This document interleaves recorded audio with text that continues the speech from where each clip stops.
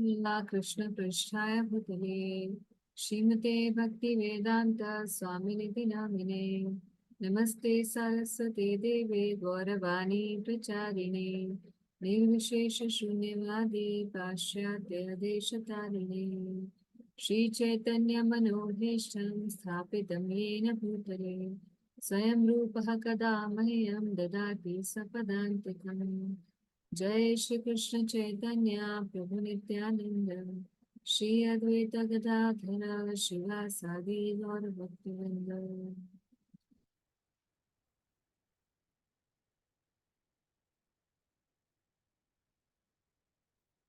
पिछली बार हमारी क्लास हो नहीं पाई थी and we want to complete verse number 5 today. Section चल रहा है वो है साधु संघ का प्रिंसिपल्स ऑफ एसोसिएशन और पांचवा श्लोक चल रहा है जिसके अंदर अब सिर्फ दीक्षा वाला जो पार्ट है वो जहाँ एक्सप्लेन प्रभुपाद जी कर रहे हैं वो रह गया है हमारा। तो आज हम लोग ट्राई करेंगे कि इसको हम लोग कंप्लीट कर दें। we'll just recite the shloka and then we move on।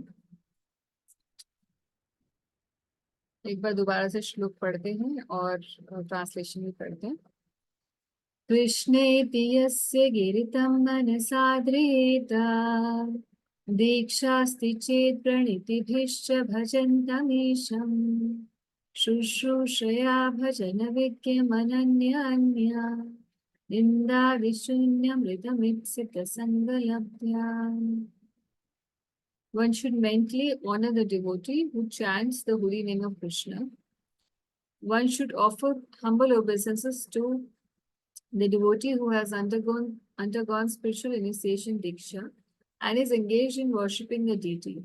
And one should associate with and faithfully serve that pure devotee who is advanced in undeviated devotional service and whose heart is completely devoid of the propensity to criticize others.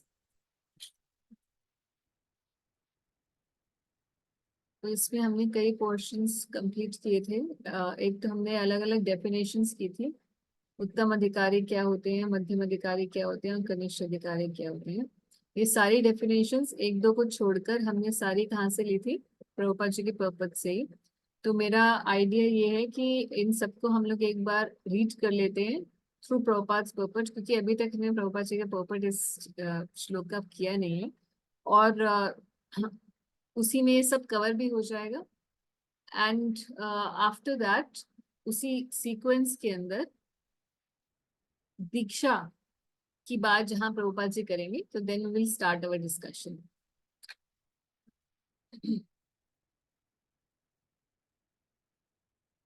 सो प्रभुपाद जी के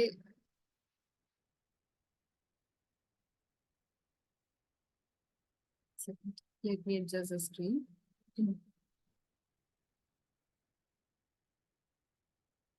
Can you see the screen? Prabhupada's purport to this verse. जी माता जी। So I think I just need one. I need one volunteer who can keep reading and then we will बीच में से explain करते रहेंगे हम लोग। मैं पढ़ूं माता जी? आप पढ़ लीजिए। One should mentally honor the devotee who chants the holy name of Lord Krishna. One should offer humble obeisances to the devotee who has undergone spiritual initiation and is engaged in worshipping the deity. And one should associate with and faithfully serve that pure devotee who is advanced in undeviated devotional service and whose heart is completely devoid of the propensity to criticize others. In order to intelligently apply the sixfold loving reciprocations mentioned in the previous verse, one must select proper persons with careful discrimination. Srila Rupa Goswami therefore advises that we should meet with the Vaishnavas in an appropriate way according to their particular status. In this verse, he tells us how to deal with three types of devotees: the Kanishtha Adhikari, Madhyama Adhikari, and Uttam Adhikari. यहाँ The तक तो Kanish Prabhupada ji ने base बना दिया कि ये इस words की सिग्निफिकेंस क्या है। अब यहाँ पे वो जो डेफिनेशंस हमने पढ़ी हैं उनको हम लोग पढ़ लेते हैं। ये पढ़ना इसलिए जरूरी है क्योंकि इस श्लोक की हर एक जो लाइन प्रभुपाद जी ने लिखी है पर्पट की, दैट्स इम्पोर्टेंट। तो मैं चाहती नहीं हूँ कि कुछ भी मिस हो। और दूसरी बात ये भी है कि प्रेजेंटेशंस हम कितनी भी बना लें या कुछ भी कर लें, discussions, what Prabhupada has to say from his purport, that is always the most important thing to look at. Yes, माता जी, आपको बीच बीच में मैं रोकूंगी। कोई बात नहीं माँ जी। हाँ जी। The Kanishtha Adhikari is a neophyte who has received the Harinam initiation from the spiritual master and is trying to chant the holy name of Krishna. One should respect such a person within his mind as a Kanishtha Vaishnava. A Madhyam Adhikari has received spiritual initiation from the spiritual master and has been fully engaged by him in the transcendental loving service of the Lord. The Madhyam Adhikari should be considered to be situated midway in devotional service. The Uttam Adhikari or highest devotee is one who is very advanced in devotional service. An Uttam Adhikari is not interested in blaspheming others. His heart is completely clean and he has attained the realized state of unalloyed Krishna consciousness. According to Srila Rupa Goswami, the association and service of such a Mahabhagavat or perfect Vaishnava are most desirable. So ये सबसे पहले definition थी जो हमने PPT में की, जिसमें दीक्षा के कौन सी दीक्षा हुई है उसके आधार पे कनिष्ठ और मध्यम का डिस्टिंग्विश प्रभुपात करते हैं। पहला बताते हैं कि कनिष्ठ वो है जो हरिनाम इनिशिएशन लिए है और जिसने स्पिरिचुअल इनिशिएशन, हम इसको वैसे इसको हमें ब्राह्मण इनिशिएशन कहते हैं, प्रभुपाद इसे स्पिरिचुअल इनिशिएशन कहते हैं। तो जिसने स्पिरिचुअल यानी कि आध्यात्मिक दीक्षा ली है, तो वर्ड्स को बहुत ध्यान से पढ़ने की जरूरत है क्योंकि प्रभुपाद जी के द्वारा ये वर्ड्स यूज किए गए हैं। प्रचलित कुछ भी क्यों ना हो, मगर प्रभुपाद जी की किताब में क्या और इन वर्ड्स का बहुत सिग्निफिकेंस है। जब हम दीक्षा का भी डिस्कशन करेंगे तब ये बातें दोबारा से लौट के आएंगे, तो ये इसको थोड़ा ध्यान रखेंगे हम लोग। तो ये सबसे पहले डेफिनेशन है। और उत्तम अधिकारी का संग इस प्रकार के जिसके हृदय से पूरी तरीके से किसी की भी निंदा दोष इत्यादि की भावना चली गई हो, उससे संग करने के लिए बताया है। यहाँ तक प्रभुपाद जी ने एक बताया। अब आगे प्रभुपाद क्या कहते हैं ये देखते हैं। One should not remain a Kanishtha Adhikari, one who is situated on the lowest platform of devotional service and is interested only in worshipping the deity in the temple. Such a devotee is described in the 11th canto of Srimad Bhagavatam 11.2.47. A person who is very faithfully engaged in the worship of the deity in the temple, but who does not know how to behave towards devotees or people in general, is called a Prakrit Bhakta or Kanisht Adhikari. So ये अभी second definition शुरू हो गई है कनिष्ठ अधिकारी की, जो श्रीमद् भागवतम से हमने डिस्कस की थी वो वाली। One therefore has to raise himself from the position of Kanisht Adhikari to the platform of Madhyam Adhikari. The Madhyam Adhikari is described in this way. The Madhyam Adhikari is a devotee who worships the Supreme Personality of Godhead as the highest object of love, makes friends with the Lord's devotees, is merciful to the ignorant, and avoids those who are envious by nature. So ये मध्यम अधिकारी की second definition है, जिसमें वो चार तरीके से डिस्टिंग्विश करता है, अलग अलग लोगों के बीच में डिस्टिंग्विश करता है। This is the way to cultivate devotional service properly. Therefore, in this verse, Srila Rupa Goswami has advised us how to treat various devotees. We can see from practical experience that there are different types of Vaishnavas. The Prakrit Sahajyas generally chant the Hare Krishna Mahamantra, yet they are attached to women, money, and intoxication. Although such persons may chant the holy name of the Lord, they are not yet properly purified.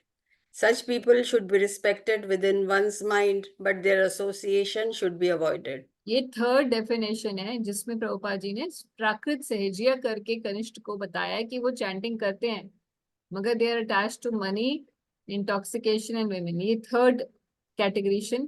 तो अलग अलग हमने definitions की थी, वो सारी यहीं पर आ रही हैं। वो अब आप देखेंगे।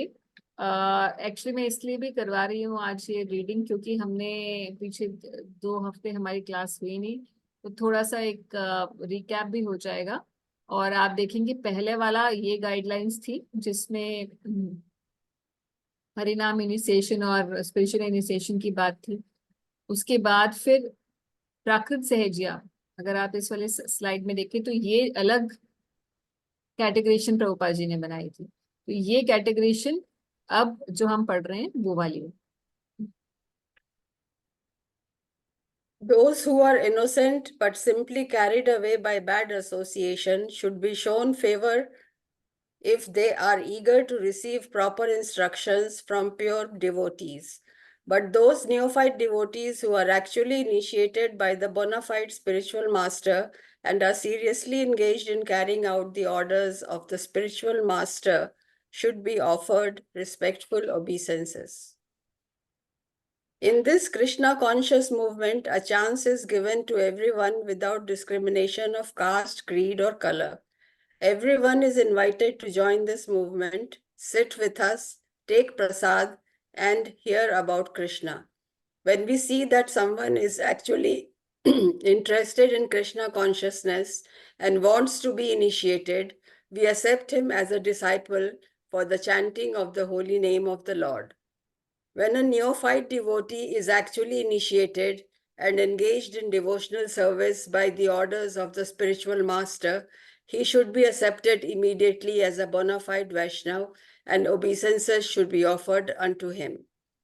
Out ये of many डेफिनेशन such चल रही है इसमें मध्यम अधिकारी की। ये ब्लू वाली जो है ये मध्यम की बात प्रभुपाद कह रहे हैं। यहाँ पे इनिशिएटेड पर्सन को ही प्रभुपाद जी कह रहे हैं कि आपको ऑफर करना चाहिए, you should physically offer obeisances to that person. Yes, ma'am. Out of many such Vaishnavas, one may be found to be very seriously engaged in the service of the Lord and strictly following all the regulative principles, chanting the prescribed number of rounds on japa beads, and always thinking of how to expand the Krishna conscious movement. Such a Vaishnav should be accepted as an Uttam Adhikari, a highly advanced devotee, and his association should always be sought. ये basically हमने ये दो पिछली वाली, ये वाली screen पे जो आपको दिख रही है और ये जो दिख रही है, ये दोनों हमने पढ़ ली प्रभुपाद जी के पर्पट से कि मध्यम, उत्तम और कनिष्ठ का क्या कैटेगरीशन है। और साथ ही साथ हमने श्रीमद् भागवतम में जो दिया था कैटेगरीशन वो भी पढ़ लिया। तो 3 हमने पढ़ लिया। मगर आप देखेंगे कि जब हम पीपीटी में देखते हैं या उसी डेटा को थोड़ा ज्यादा ऑर्गेनाइज कर देते हैं तो ज्यादा रजिस्टर कर जाता है दिमाग में, नहीं तो सिर्फ पढ़ने से नहीं हो पाता है। इससे ये भी एक पता चलता है कि जो प्रभुपाद जी के पर्पट है उनको पढ़ने का एक जो सीक्वेंस है वो भी हमें लर्न करना चाहिए, नहीं तो हम पर्पट से वो चीजें ग्रहण नहीं कर पाते जो प्रभुपाद देना चाहते हैं। अब महाप्रभु जो बोलने वाले हैं वो भी प्रभुपाद जी बताएंगे इसी में ही, अब उसको देखिएगा।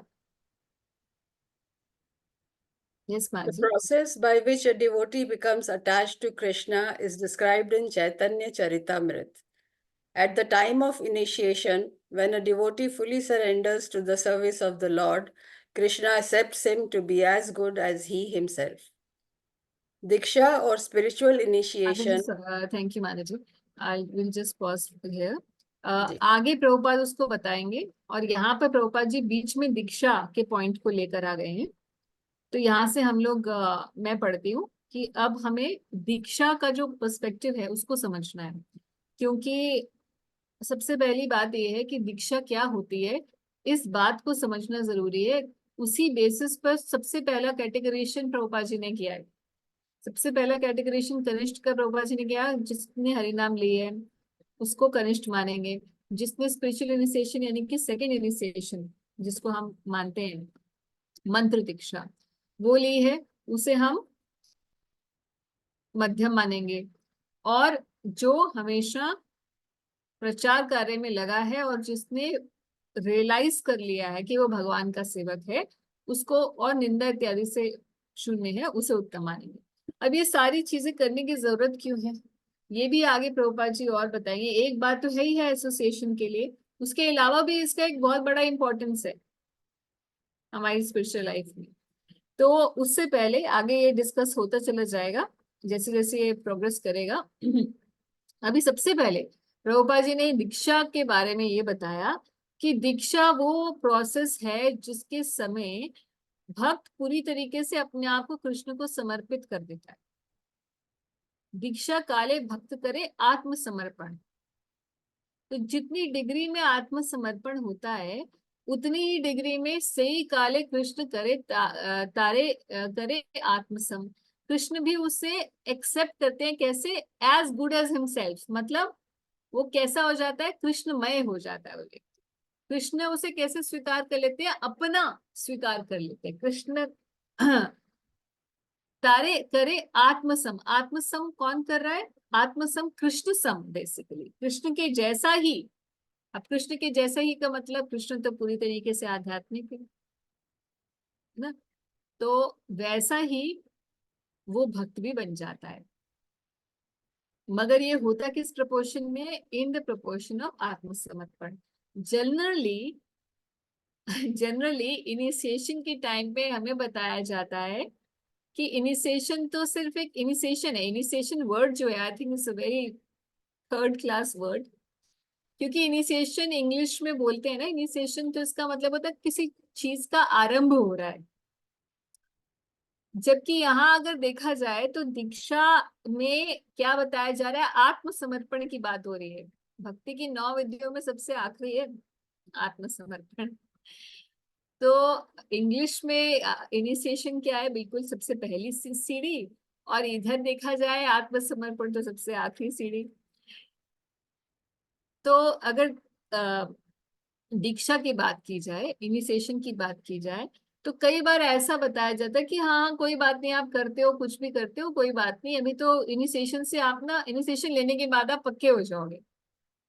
तो ऐसी बात करने वालों, बहुत आपने सुनी होगी ये बातें, जो डिवोटीज काफी समय से हैं या जो जिन्होंने दीक्षा ले ली, तो उस समय भी बताया जाता है कि नहीं नहीं आप ले लो सब कुछ फॉलो हो जाएगा।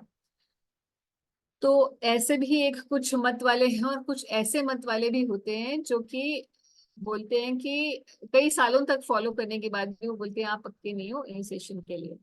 तो ये दोनों ही एक्सट्रीम्स हैं। बट इन एनी केस दीक्षा की पहली परिभाषा प्रभुपाद जी यही दिए हैं कि आत्मसमर्पण करने पर दीक्षा मिलती है। तो किसको आत्मसमर्पण करना है? तो गुरु को भी आत्मसमर्पण करता है और कृष्ण को भी आत्मसमर्पण करता है। He fully surrenders to the service of the Lord. आगे ये तो एक डेफिनेशन प्रभुपाद जी ने दी। दूसरी डेफिनेशन प्रभुपाद जी जीव गोस्वामी की भक्ति संदर्भों से दे रहे हैं। ये सबसे ज्यादा प्रचलित है और ये शास्त्रिक डेफिनेशन है। क्या डेफिनेशन है? दिव्यम ज्ञानम यतो दद्यात्, यानी कि दिव्य ज्ञान जिसमें दिया जाता है गुरु के द्वारा शिष्य को। कुर्यात् पापस्य संक्षयम, और साथ साथ में क्या होता है? गुरु दिव्य ज्ञान देता है और पापों को खत्म कर लेता है, कर देता है। डिसाइपल के, शिष्य के पाप खत्म कर देता है।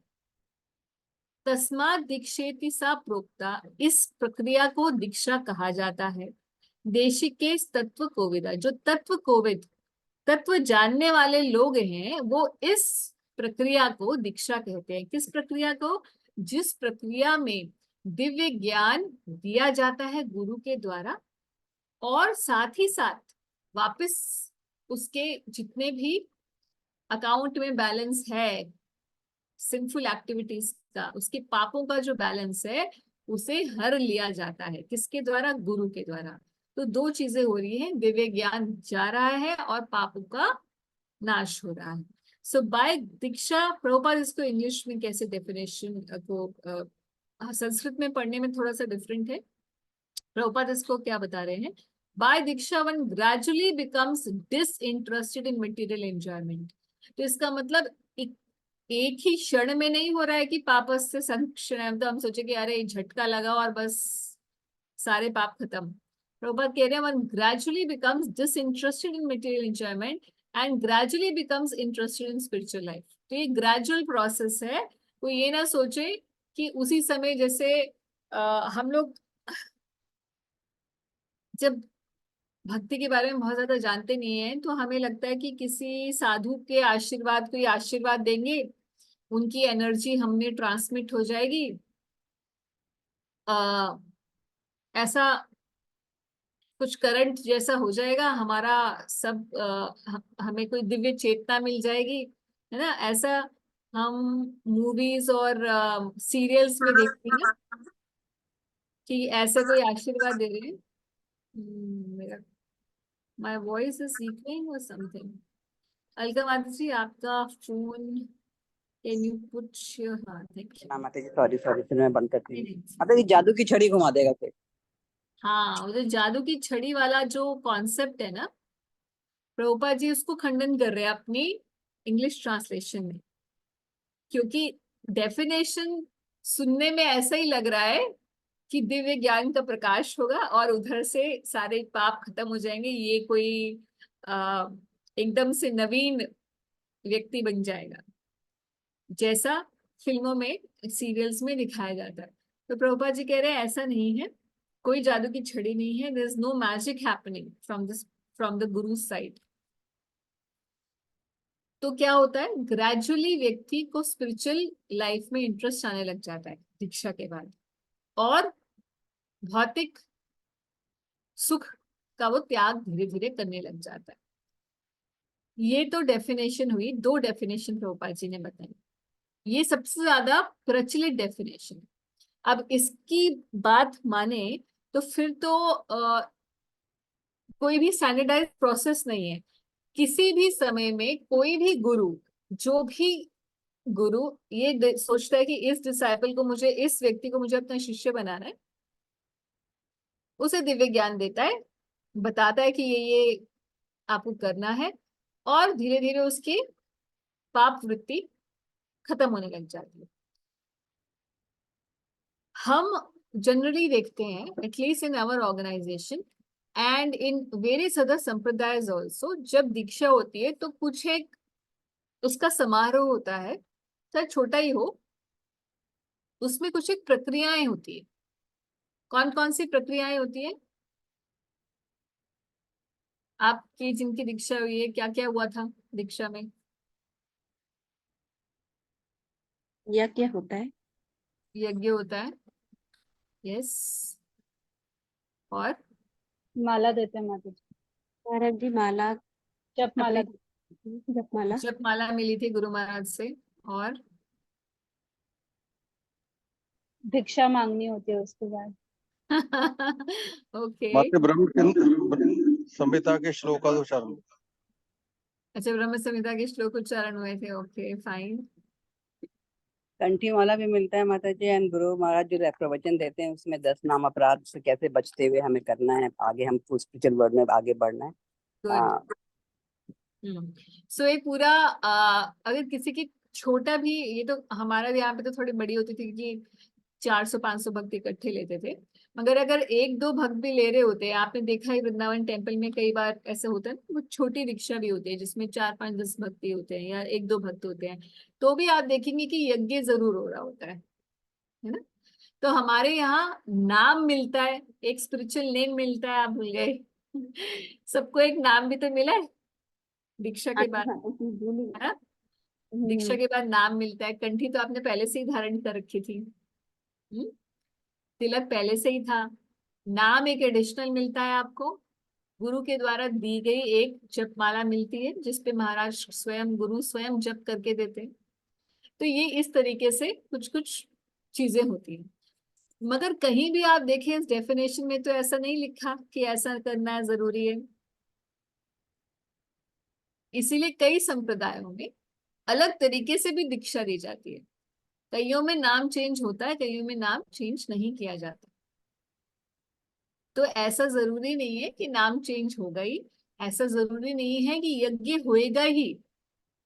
तो कभी इस बात पे हमें जज नहीं करना चाहिए कि अगर किसी भी संप्रदाय के लिए अलग संप्रदायों में अलग अलग तरीके से दीक्षा दी जाती है। और वैष्णव संप्रदायों में कई कई अलग संत ऐसे भी होते हैं, ऐसे भी रहे हैं और हैं, जो कि भाव दीक्षा भी देते हैं। वो अलग ही लेवल की एक दीक्षा होती है, जिसमें कोई बहुत ऊंचा पहुंचा हुआ संत है तो वो अपनी कृपावश भाव दीक्षा देता है। मतलब देखते ही जीवात्मा को पहचान जाता है कि इसका भगवान से ये संबंध है, और उसको उसी समय वो भाव प्रदान कर देता है जो हम साधना से अर्जित करने वाले हैं, वो कृपा से प्रदान कर देता है। तो हम जब नेक्टर ऑफ डिवोशन पढ़ते हैं, भक्ति रसामृत सिंधु, तो हम देखते हैं कि भाव साधना से भी आता है, भगवान की कृपा से भी आता है, और किसी भक्त की कृपा से भी भाव प्रदान हो जाता है। पढ़ा है ना हमने। तो ऐसे भी केसेस हो सकते हैं। तो कहने का मतलब ये है कि इस डेफिनेशन में कोई स्टैंडर्डाइजेशन नहीं है। इस डेफिनेशन में कहीं नहीं लिखा कि यज्ञ होना चाहिए, नाम देना चाहिए इत्यादि। तो फिर हमारे यहाँ ऐसा क्यों होता है, उसके बारे में आगे प्रभुपाद जी फिर बताएं। अभी हम लोग ये समझे मोटा सॉरी मोटा। माता जी, आपको इंटरप्ट करें एक चीज छोटे से के लिए। अभी जो आपने भाव दीक्षा बोला माता जी, तो उसमें क्या वो जो एकादश वाला जो is it connected with that?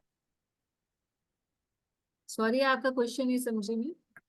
माता जी, जैसे अभी आपने भाव दीक्षा बताया ना कि भाव दीक्षा दे देते हैं बहुत ही फॉर्चुनेट अपनी कृपा, और हम्म। तो वो जो स्वरूप पहचानते हैं एकादश स्वरूप, ये is it connected with that? हाँ, उसमें भी स्वरूप पहचानते हैं। और हमारे यहाँ जैसे हमारे संप्रदाय में भी जब वो स्वरूप सिद्धि के लिए दीक्षा दी जाती है, जब स्वरूप गुरु बताते हैं, वो in addition to the normal diksha होता है। Thank you. तो तो अब वो क्यों होता है, ये हम बात कर रहे थे कि स्टैंडर्डाइज जो प्रोसेस होता है वो हमारे यहाँ क्यों फॉलो किया जाता है, या बाकी जगह पे भी क्यों फॉलो किया जाता है, उसके बारे में हम ये बात करेंगे। पहले हम ये थोड़ा सा आगे तक पढ़ लेते हैं प्रभुपाद जी क्या कह रहे हैं। We have seen many practical examples of this, especially in Europe and America. Many students who come to us from rich and respectable families quickly lose all interest in material enjoyment and become very eager to enter spiritual life. Although they come from very wealthy families, many of them accept living conditions that are not very comfortable. Indeed, for Krishna's sake, they are prepared to accept any living condition as long as they can live in temple and associate with the Vaishnavas. When one, अब ये ध्यान देने की बात है, when one becomes so disinterested in material enjoyment, he becomes fit for initiation by the spiritual master. तो ये qualification होनी चाहिए दीक्षा से पहले, प्रभुपाद जी बता रहे हैं। क्या इनिशिएशन की क्वालिफिकेशन ये है कि आप डिसइंटरेस्टेड, आप में डिसइंटरेस्ट आना चाहिए कि मुझे भोगना नहीं है संसार में, मुझे यहाँ से निकलने का काम करना है, ये वृत्ति आनी चाहिए। Then he says, for the advancement of spiritual life, Srimad Bhagavatam prescribes tapsa brahmacharyena samena cha damena cha। ये बहुत फेमस श्लोक है। इसमें लिखा गया है बहुत सारी क्वालिटीज, एक शिष्य की क्या क्या क्वालिटीज होनी चाहिए। आप इस श्लोक को पढ़िएगा, बहुत अच्छा श्लोक है श्रीमद् भागवतम का। When a person is serious about accepting Diksha, he must be prepared to practice austerity, celibacy, and control of mind and body. If one is so prepared and is desirous of receiving spiritual enlightenment, he is fit for being initiated.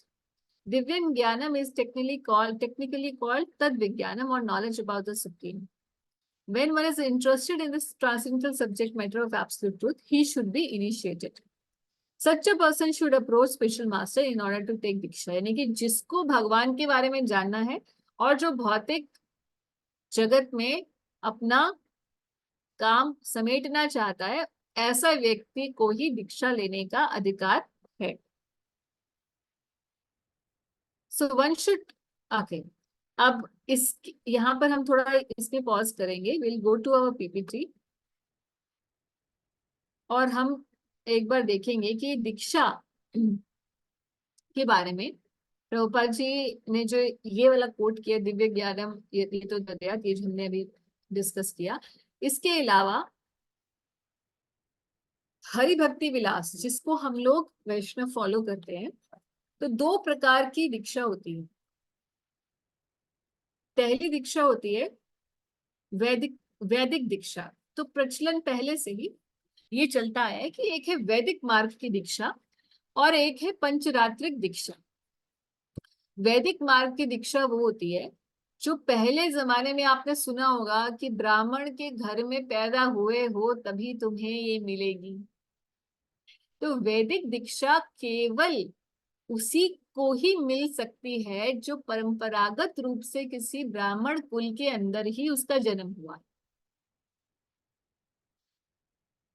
मगर पंचरात्र की दीक्षा ये ऐसा मार्ग है जिसमें दीक्षा के बाद, दीक्षा देकर किसी व्यक्ति को उसके जो नीच कुल है, उसका जो जन्म है वो अच्छा नहीं है, पवित्र जन्म नहीं है उसका, मगर उसको भी सत्मार्ग की ट्रेनिंग देकर भगवान के रास्ते पर लेकर आया जा सकता है और पूरी तरीके से प्योर बनाया जा सकता है। अब क्योंकि ये कलयुग का समय है, इसीलिए वैदिक दीक्षा तो ऑलमोस्ट खत्म हो चुकी है। क्योंकि अगर देखा जाए तो जो लोग ब्राह्मण कुल में भी जन्म ले रहे हैं या ब्राह्मण परिवार में हैं, तो सब भ्रष्ट, अधिकतर से, सब तो नहीं मगर अधिकतर से भ्रष्ट हो चुका है। तो कलयुग में पंचरात्रि की दीक्षा का मार्ग सबसे ज्यादा इंपॉर्टेंट है। अगर वो फॉलो नहीं किया जाए तो जो मास propagation of the holy name is not possible. Mass preaching is not possible. तो पंचरात्रि की दीक्षा का मार्ग पहले से ही था मगर अब ज्यादा प्रचलित है। इसी मार्ग को, पंचरात्रि के मार्ग को नारद मुनि जी ने दिया। ये नारद मुनि द्वारा दिया गया पंचरात्रिक मार्ग है। तो ये पहले से ही आता जा रहा है, कोई नई इजाद नहीं है, पहले से ही आता जा रहा है। तो पंचरात्रि की दीक्षा ये एक ऐसा मार्ग है जिसमें व्यक्ति की जन्म की क्वालिफिकेशन को कंसिडर नहीं किया जाता। इसीलिए आपने देखा होगा आजकल भी यूट्यूब पे बड़े लोग शॉर्ट्स डाल रहे हैं कि इस्कॉन किसी भी जात के व्यक्ति को पुजारी दिखा रखे होते हैं, डिवोटीज हैं और पूजा कर रहे हैं, और शॉर्ट्स बनाए होते हैं कि किसी को भी ब्राह्मण बना दिया है और हमारी संस्कृति को खराब किया जा रहा है इस्कॉन के द्वारा। आपने ऐसे शॉर्ट्स देखे होंगे। तो ये आज ही नहीं, पहले भक्ति सिद्धांत सरस्वती ठाकुर जी के समय पे भी ऐसा बहुत ज्यादा उनको फेस करना पड़ा था। इनफैक्ट सो मच सो कि जब भक्ति सिद्धांत सरस्वती ठाकुर जी ने लोगों को इनिशिएशन दिया, नीची जाति, उस समय तो नीची ऊंची जाति का बहुत ज्यादा विचार था। आज से मान लीजिए कितना 200-250 साल पहले की बात, तो बहुत ज्यादा विचार था। और उस समय सन्यास भी दे दिया प्रभुपाद जी ने, उनको ब्राह्मण दीक्षा दे दी, ब्राह्मण बना दिया, जनेऊ धारण करा दिया। तो कितना ऑपोजिशन फेस करना पड़ा, क्योंकि उस समय के जो ब्राह्मण्स थे उन्होंने तो पूरा लगा दिया कि हमारा तो फिर पत्ता साफ हो जाएगा। सो मच सो कि जब भक्ति सिद्धांत सरस्वती ठाकुर अपने सभी शिष्यों के साथ ब्रजमंडल में गए, तब ब्रजमंडल में एक मंदिर को छोड़ के सभी मंदिरों ने अपने दरवाजे बंद कर दिए। दर्शन के लिए गए तो दरवाजे बंद कर दिए, एक राधा रमन मंदिर जी को छोड़ के, राधा रमन जी के मंदिर को छोड़ के। फिर उसके बाद जब राधा रमन मंदिर वालों ने खोला तो फिर सबने खोला। तो उस समय का भी ऑपोजिशन आया। क्यों? क्योंकि उस समय भी लोग यही विचार करते थे कि वैदिक ही दीक्षा होनी चाहिए, पंचरात्र की दीक्षा को नहीं मानते थे। मगर ये हमें समझना चाहिए कि बड़ा हमें हमारे ऊपर उपकार है हमारे गुरुजनों का कि उन्होंने उस समय इस चीज को फेस करके हमारे लिए रास्ते खोले। तो आज कितना इजी हो गया है। आज तो हमें कोई नहीं पूछता, जब हम इनिशिएशन लेने जाते हैं तो लोग ये बोलते हैं 16 माला करते हो, 4 नियम पालन करते हो, चलो आ जाओ ले लो दीक्षा। हमसे कोई नहीं पूछता कि आपका गोत्र क्या है और आपको क्या कौन सी जात है, कोई नहीं पूछ रहा हमारा। तो पंचरात्र की दीक्षा में भी अलग अलग प्रकार है। हरि भक्ति विलास में जो ये हमारा सबसे मेन ग्रंथ है, जिसमें हमारे बहुत सारे नियम लिखे गए हैं। मंदिर कैसे बनना चाहिए, कैसे पालन होना चाहिए, डीटी वर्शिप कैसे होना चाहिए, बहुत सारे जितने भी रूल्स रेगुलेशंस हैं इसमें लिखे गए हैं। तो उसमें एक अलग डेफिनेशन दी है। ये डेफिनेशन अलग, आप ये मत समझिएगा कि ये डिफरेंट डेफिनेशन है। पहले भी हमने किया था, तो ये क्वेश्चन आ रहे थे कि अलग अलग डेफिनेशन कनिष्ठ, उत्तम, मध्यम की क्यों है।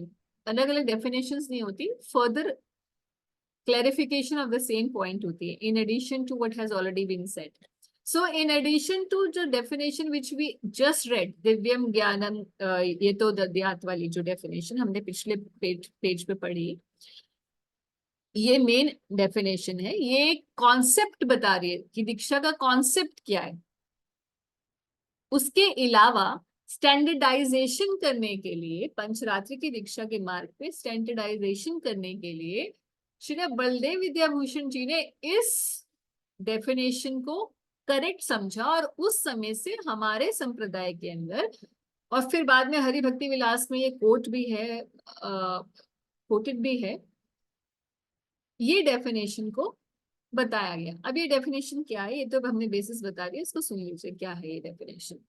इस डेफिनेशन में है 5 चीजों का होना बहुत जरूरी है, जिसको पंच संस्कार कहते हैं। हमारे यहाँ जब दीक्षा होती है तो ये पंच संस्कार, इन संस्कारों के द्वारा, इन 5 संस्कारों के द्वारा व्यक्ति को दीक्षा दी जाती है, और उसके किसी भी गोत्र का वो क्यों ना हो, किसी भी जात का क्यों ना हो, उसे अच्युत गोत्र का बना दिया जाता है। तो जब दीक्षा हो जाती है तो हमारा गोत्र चेंज हो जाता है ना। अभी आप, एक्सक्यूज मी, अभी आप किसी भी गोत्र के हो, जब आपकी दीक्षा होती है तो अच्युत गोत्र बनता है। अच्युत गोत्र मतलब भगवान के गोत्र में अब आप आ गए, यानी कि अब आप भारद्वाज ऋषि के गोत्र में नहीं है, या आप कश्यप ऋषि के गोत्र वाले नहीं है, अब आप श्री कृष्ण के गोत्र वाले बन गए, है ना। तो ये संस्कार कौन से हैं? 5 संस्कार है। पहला संस्कार है ताप, दूसरा पुंड्र, तीसरा नाम, चौथा मंत्र, और 5वां याग। ये कौन कौन से होते हैं? So these 5 items comprise Panch Sanskars, and they are the cause of intense devotion to Lord Hari. तो ये ताप क्या होता है? ताप में मार्क्स ऑफ लॉर्ड विष्णु, जैसे साउथ इंडिया में करते हैं, मुद्रण करते हैं, जिसको स्टैंपिंग कहते हैं। अब हमारे यहाँ पे हम लोग ताप नहीं करते। साउथ इंडियन श्री वैष्णवास में ताप किया जाता है, और हमारे यहाँ पे क्या किया है, इसका सब ऑल्टरनेटिव जो है श्री चैतन्य महाप्रभु ने बनाया है, बताया कि भगवान के नामों को आप अपने शरीर पे धारण करिए। तो ये ताप है। दूसरा है पुंड्र।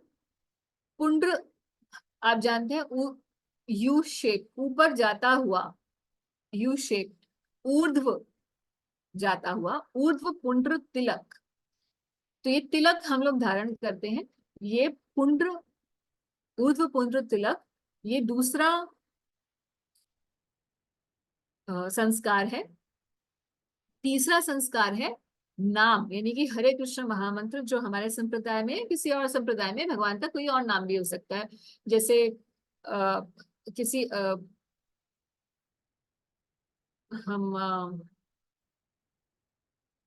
निम्बार्क संप्रदाय की बात करें तो ज्यादातर वहां पे राधे कृष्ण कृष्ण कृष्ण राधे राधे ऐसा मंत्र मिलता है। तो जिस भी संप्रदाय में जो भी नाम भगवान का ज्यादा प्रचलित है, उसी संप्रदाय की विधि के अनुसार कोई भी भगवान का नाम हो सकता है। चौथी चीज है मंत्र मिलना। मंत्र मतलब दीक्षा मंत्र, यानी कि गायत्री मंत्र। गायत्री में हमारे संप्रदाय में अधिकतर से मेन जो हमारे संप्रदाय है वो गोपाल मंत्र मिलता है। गोपाल मंत्र, अब आप जानते हैं कि बहुत सारे मंत्र हैं भगवान श्री कृष्ण से रिलेटेड। 12 अक्षर मंत्र हो सकते हैं, 10 अक्षर मंत्र हो सकते हैं, गोपाल मंत्र हो सकते हैं, काम गायत्री हो सकता है। मगर मेनली हमारे यहाँ गोपाल मंत्र होता है, दैट इज अवर मेन मंत्र। पांचवी चीज है याग। याग का मतलब डीटी वर्शिप, यानी कि पूजन अर्चन करने का अधिकार मिलना। And then a devotee starts to worship either shaligram or the deities of the Lord. तो ये 5 चीजें हैं जो कि हमारे यहाँ दी जाती हैं। इन 5 संस्कारों से हमारे यहाँ दीक्षा होती है। अब क्योंकि फर्स्ट इनिशिएशन होती है, उसमें मंत्र और याग नहीं मिलता है, उसमें ताप और पुण्य और नाम तो मिलता है, मगर मंत्र नहीं मिलता। और ना ही, क्योंकि मंत्र नहीं मिलता है, इसीलिए आप याग यानी कि डीटी वर्शिप भी नहीं कर सकते हैं, उसके अधिकार भी नहीं मिलता है आपको, क्योंकि लास्ट की 2 चीजें नहीं मिलती हैं। इसीलिए प्रभुपाद जी हरिनाम इनिशिएशन वाले को अलग कैटेगरी बता रहे हैं, और स्पिरिचुअल इनिशिएशन जिसको 5 चीजें मिल गई है उसको अलग कैटेगरी बता रहे हैं। इसीलिए जैसे मैंने पिछली बार आपको कहा था कि कोई भक्त जैसे बाहर गौड़िया बाकी ऑर्गेनाइजेशंस हैं उसमें जाते हैं तो कई बार कंफ्यूज हो जाते हैं, उनको बोलते हैं अच्छा आपकी हरिनाम दीक्षा हुई है, इसका मतलब आपकी अभी दीक्षा नहीं हुई, ऐसा बोल देते हैं। क्यों नहीं हुई? क्योंकि आपको मंत्र और याग, ये 2 चीजें, 2 संस्कार अभी आपके रहते हैं। तो एक तरीके से वो सही कह रहे हैं और दूसरे तरीके से वो गलत कह रहे हैं। सही इसलिए कह रहे हैं क्योंकि 5 चीजें मिलेंगी तो ही पूरा पंच संस्कार माना जाएगा, जो कि डेफिनेशन है गौड़ियास की दीक्षा की। और क्योंकि 3 मिल चुकी हैं, 3 बात मिल चुकी है, इसीलिए ऐसा भी नहीं कहा जा सकता कि उसकी इनिशिएशन नहीं हुई। तो प्रभुपाद जी ने ऐसा क्यों किया, दो में स्प्लिट क्यों किया, इसके लिए प्रभुपाद जी की ही बात हम लोग पढ़ते हैं। चैतन्य चरितामृत मध्य लीला 15वां अध्याय है, 108वां नंबर श्लोक है। बहुत लंबा पैसेज है, बहुत लंबा ये श्लोक है, बहुत ही डिफिकल्ट है समझना, बट इसको मैं पूरा नहीं समझाने वाली हूँ, ये चैतन्य चरितामृत की बात है। मगर इसके अंदर प्रभुपाद जी ने जो ये इस पॉइंट से रिलेटेड जो बात है उसको हम लोग सिर्फ पढ़ेंगे। प्रभुपाद क्या लिख रहे हैं?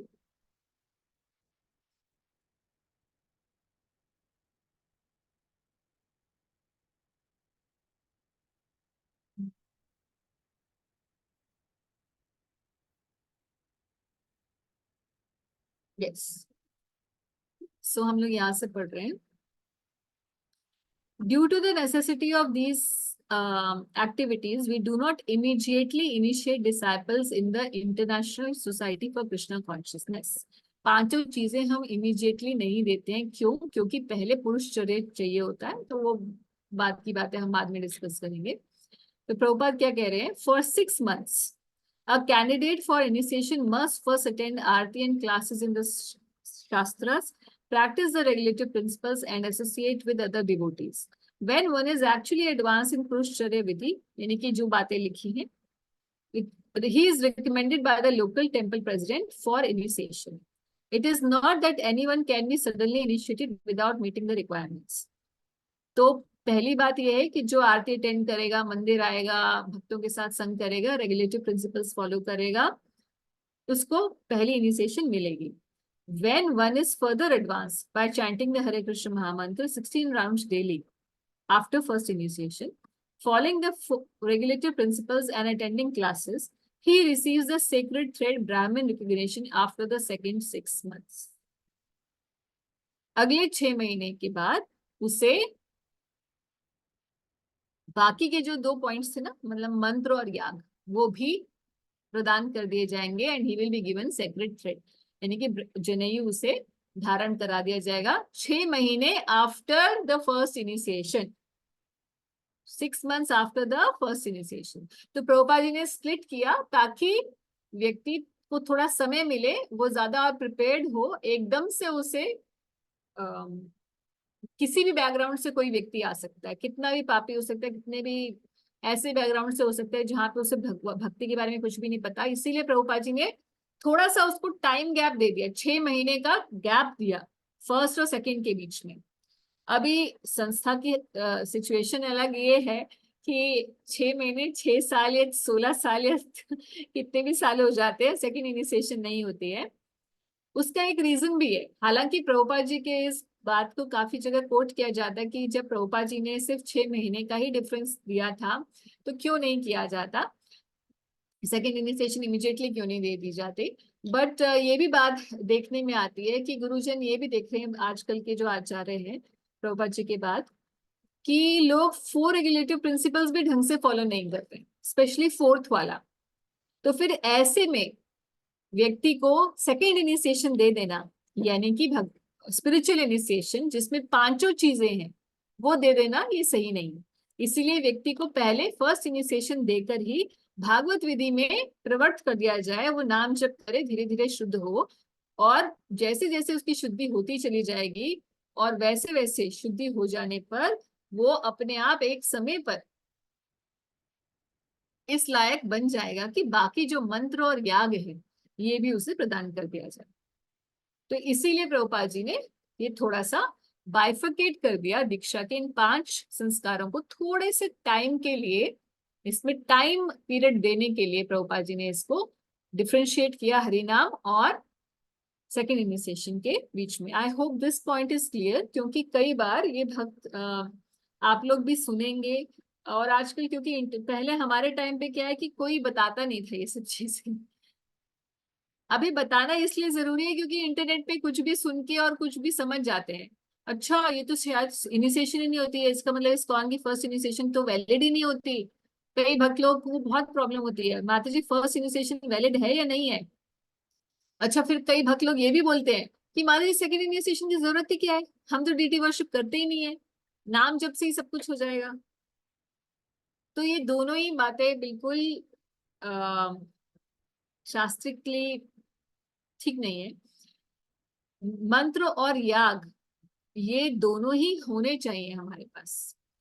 हालांकि हरि नाम करने से ही भगवान की प्राप्ति हो जाती है, मगर मंत्र से नाम करने के लिए जो शुद्धता चाहिए, हरि नाम को पूरे अच्छे से करने के लिए जो शुद्धता चाहिए, वो मंत्र जप से आती है, उस गायत्री से आपको पावर मिलती है। और याग यानी कि deity worship is also essential. Although Shrimad Bhagavatam ये कहता है कि कलयुग में तो ये किसी को भगवान की प्राप्ति के लिए डीटी वर्शिप इज नॉट 100%, ऐसा नहीं है कि कोई डीटी वर्शिप नहीं करेगा तो भगवान के धाम नहीं जा सकता, जा सकता है।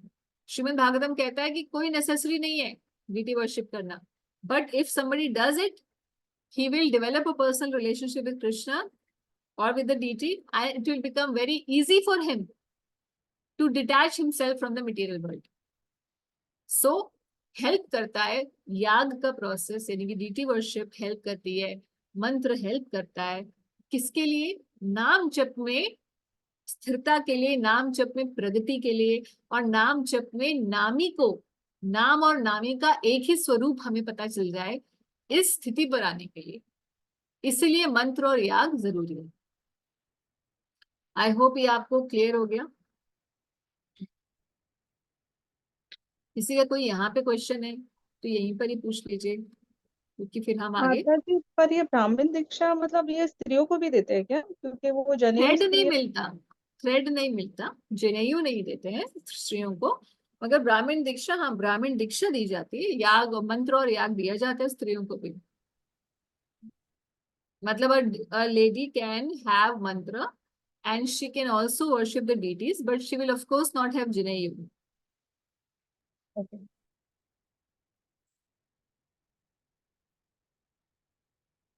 Okay, चलें आगे। यस तो let's go back to Prabhupada's purport.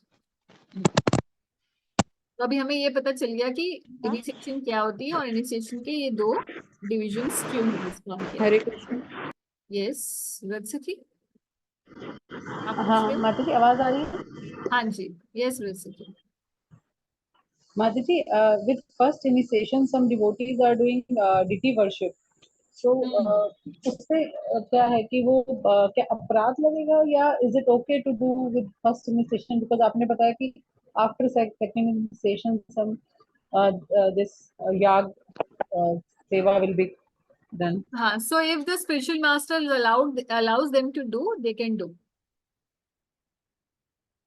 And second thing is गौर निताय की वर्शिप के लिए सेकंड इनिशिएशन की जरूरत नहीं है. Okay. That's also a principle. और माता जी जो लोग बिना इनिशिएशन के भी डिटी वर्शिप करते हैं, जैसे कुछ लोग लड्डू गोपाल की जनरली वो कर रहे हैं, या कोई राधा कृष्ण की कर रहे हैं, या कोई शालिग्राम की कर रहे हैं, तो वो विदाउट इनिशिएशन क्या वो वैलिड है? इसमें ये देखने की बात है कि अगर डीटीज इंस्टॉल्ड है, इनकी प्राण प्रतिष्ठित है, तब तो दीक्षा के बाद ही होना चाहिए. और शालिग्राम भगवान की तो डेफिनेटली ब्राह्मणों के लिए ही बताई गई है.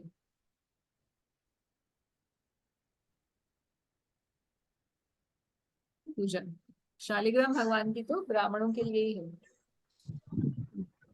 मींस ब्राह्मण का गृहस्था. मतलब ये नहीं है कि सिर्फ घर मतलब जात से ब्राह्मण.